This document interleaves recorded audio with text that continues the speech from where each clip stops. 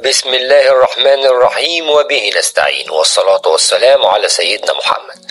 خدمة خاصة لكل مشتركي قناة الأهلاوية مع الإعلامي وافي عرفة، وهي أخبار الأهلي لحظة بلحظة، عشان تقدر من خلال فيديو قصير تعرف كل أخبار فريقك المفضل. أول خبر معانا هو ميعاد مباريات الأهلي القادمة، ومن ضمنها مباراة القمة مع الزمالك.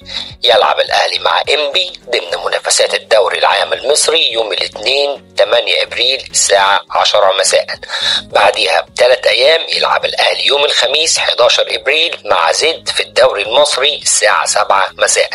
وبعدها اللقاء المرتقب لقاء القمة يوم الاثنين 15 إبريل الساعة 7 مساء. وبعدها يلعب الأهلي تاني في أفريقيا، وده هنعرفه في الخبر اللي جاي. تاني خبر معانا هو ميعاد مباراة الأهلي الإفريقية القادمة بعد فوز الأهلي على سيمبا في دور الثمانية وتأهل الأهلي للدور قبل النهائي. وسيواجه الأهلي فريق مازيمبي المتأهل بالفوز على فريق بيترو أتلتيكو، وتقام المباراة يوم 19 أو 20 إبريل خارج مصر، بينما مباراة الإياب ستكون أحد يومي 26 أو 27 من الشهر نفسه في داخل مصر. ثالث خبر معانا هو الأهلي يتفاوض مع حريف الإسماعيلي عبد الرحمن مجدي من أجل انتقاله إلى صفوف القلعة الحمراء، حيث فجر ناصر أبو الحسن رئيس مجلس إدارة النادي الإسماعيلي مفاجأة من العيار الثقيل بشأن موقف النادي الإسماعيلي من بيع عبد الرحمن مجدي للنادي الأهلي، بجانب علاقاته القوية بمحمود الخطيب رئيس النادي الأهلي، حيث صرح ناصر أبو الحسن قائلا: هناك عصر احتراف في الوقت الحالي، وانتقال اللاعبين من الإسماعيلي للأهلي أمر طبيعي بسبب القدرة المالية، حيث لن أمانع في انتقال عبد الرحمن مجدي للقلعة الحمراء في ظل عرض مالي كبير. ويعتبر عبد الرحمن مجدي من أفضل اللاعبين بالقدم اليسرى في الكرة المصرية، بجانب قدراته الكبيرة على المرمى، ويعتبر إضافة قوية لفريق الأهلي في حالة إتمام الصفقة.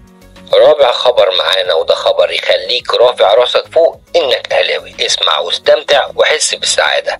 الاهلي وصل الى 18 مباراة بلا هزيمة.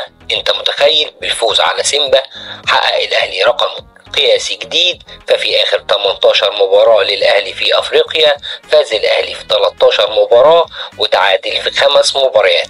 مش كده وبس، لا كمان التأهل ده رقم 20 المربع الذهبي، وده رقم قياسي جديد كمان.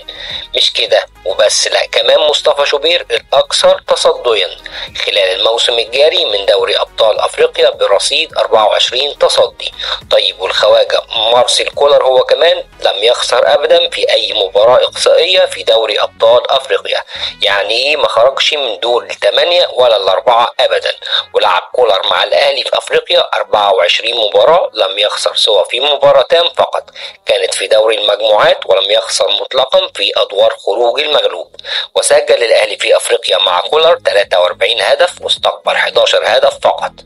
خامس خبر معانا هو اقتراب حارس الأهلي الصاعد حمزة علاء حارس مرمى المنتخب الأولمبي من الاحتراف في أحد الأندية البلجيكية، وهو نادي سانت جيلواز، حيث كثرت الأنباء والتقارير الصحفية التي تؤكد الخبر، كما أشار إليه المهندس فرج عامر رئيس نادي سموحة على صفحته الشخصية على فيسبوك. وده كان آخر خبر معانا. يا ريت يكون فريق العمل قدر يقدم حاجة تعجبك، أو على الأقل تعرف منها معلومة جديدة. لو حصل اعمل لايك على الماشي وانت ماشي، واشترك في القناة عشان يوصلك كل جديد. كان معكم الإعلامي وافي عرفة على قناة الأهلاوية، والسلام عليكم ورحمة الله وبركاته.